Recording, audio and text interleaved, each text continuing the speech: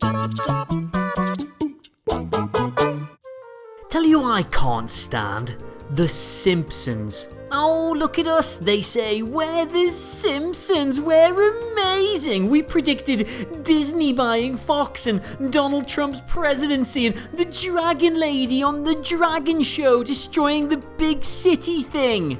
Unbearable. Plus, if they're so good at predicting things, how come nobody involved with that show saw nearly 20 years of decline in their own future and stopped after season 9? Besides, it's not even like predicting things is unique because Futurama does it all the time.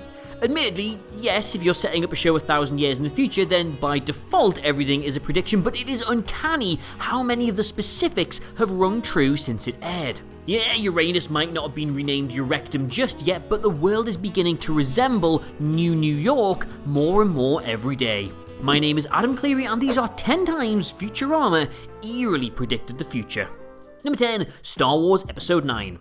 Futurama loved Star Trek, yes, but it was the future of Star Wars that it predicted in the year 2000. When walking through past Orama in The Lesser of Two Evils, a cinema sign can be seen in the background advertising the showing of Star Wars 9 Yoda's Bar Mitzvah. At the time of this episode's release, the latest Star Wars movie was The Phantom Menace, still 19 years away from Episode 9 actually being a thing. Lucasfilm was barely 1/3 of the way into the prequel trilogy. There was no way of knowing yet another 3 movies would come years later. Though the show didn't quite get the title of the 9th installment right, Yoda's Bar Mitzvah does hint at a look into the youth of a small green creature. Something that's actually a pretty good description of The Mandalorian. Number 9, smartwatches. Basic rule list: with all futuristic TV comes inventions. One major gadgety advance on the show was worn by both Leela and the police officers that chased Fry through the city. The device, first labelled as "This Thing on My Wrist" by Leela before being properly titled as a wrist low-jackometer, is for all intents and purposes what we'd refer to today as a smartwatch. Over the course of the series, Leela has used her device as a phone, a radio, a game console, playing both Pong and Tetris, a way to use Facebook, and it seems to be able to find any information she needs. In terms of such technology, the Futurama pilot of the year 2000 was way ahead of its time in predicting that the future would actually see people wearing this much power on their wrists. Number 8, virtual reality. When the series debuted in 1999, the most prominent console in the world was the Sony PlayStation. To say that gaming options back then were limited compared to today would be a huge understatement, but Futurama still managed to predict that the future would hold virtual reality gaming. The second ever episode, The Series Has Landed, shows the crew head to Luna Park on the moon, where they visit an arcade of sorts. We can see someone playing skee-ball next to someone playing virtual skee-ball next to Amy Wong playing virtual skee-ball. Not only can we freely purchase such virtual reality consoles now, the similarity of Futurama's VR headsets to those released by PlayStation 17 years later in 2016 is kinda spooky. Number 7, The Wall. Ever since he was elected in a head in the polls, very clever, Richard Nixon was Futurama's president of Earth. He did a pretty terrible job, admittedly, allowing the planet to be overtaken by Omicron Persei 8 on more than one occasion.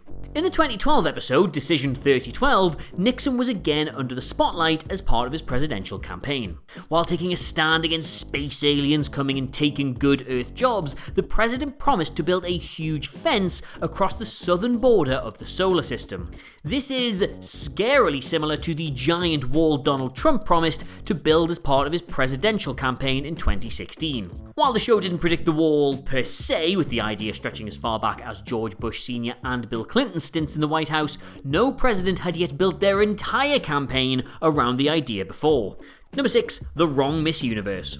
Alright, so to set the scene, Fry, Bender and Leela are tasked with delivering the winner's tiara to the Miss Universe pageant. You know which episode I'm talking about.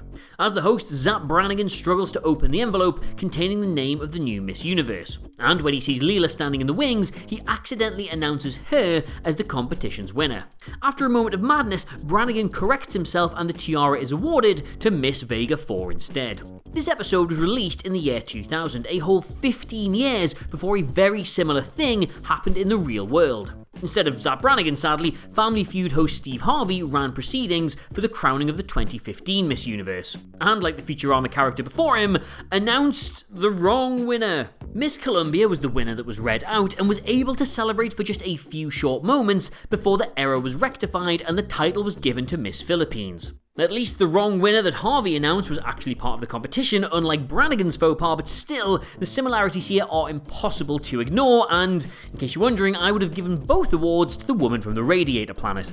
Number 5. Interactive movies. In the 31st century, the Planet Express crew take a trip to the movies, with the film All My Circuits the Movie having a twist that was rarely seen 1,000 years earlier. When Calculon has to make the decision of whether to pursue the action in the fireworks factory or finish his tedious paperwork, the choice is put in the audience's hands. Now, while Futurama wasn't the first to ever toy with this idea, with the first interactive movie Kino Automat coming way back in 1967, the show did predict that the cinema style would reach mainstream audiences. The most well-known interactive movie came to Netflix in 2018, 18 years after Futurama showed the audiences choosing to watch Calculon do his paperwork. Black Mirror's Bandersnatch was ultimately praised for its concept, something that Futurama had already utilised way back in 2000. Number 4. The internet is listening to you. Futurama made jokes about ads being transmitted into people's dreams in Season 1.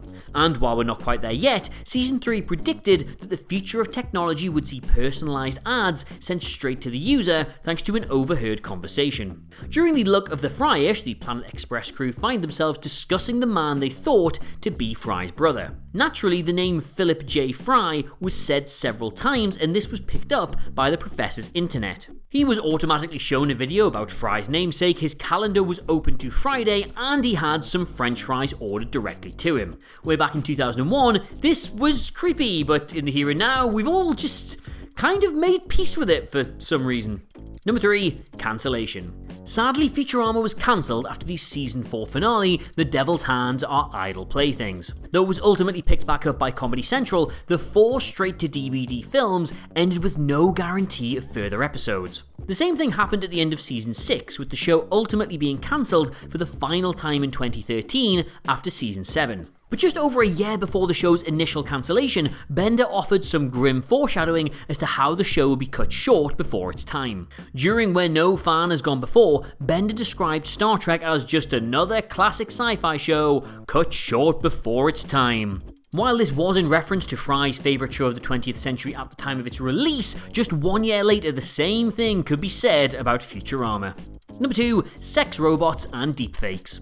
In Season 3, when Fry realised that he had seen relatively little of the future compared to what was actually out there, the crew took him to get, among other things, a robotic girlfriend. After downloading the likeness of Lucy Liu and the personality mix of her movie characters, Fry became obsessed with his new robot.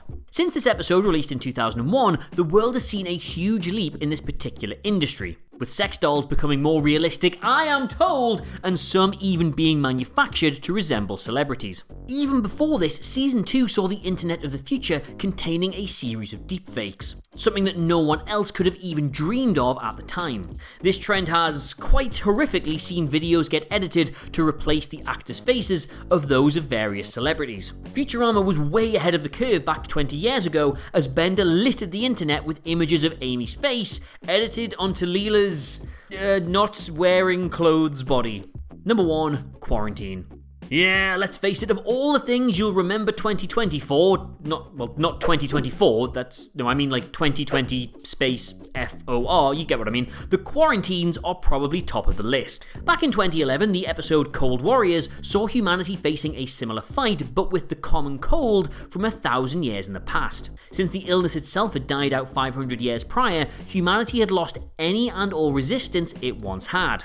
So when Fry brought the dormant virus 1,000 years into the future, it became deadly. Fry and the rest of Planet Express were forced to remain quarantined within their building for the protection of the rest of New York. Though even the professor couldn't say how it would affect those who had never encountered it. After reaching his absolute limit of taking care of his friends, Bender escaped quarantine and immediately spread the virus, with New Yorkers being advised to wash their hands thoroughly. Where have you heard that before? Though 2020 couldn't resort to lifting the entire city of Manhattan into the sun yet, this is a spooky example of life imitating art.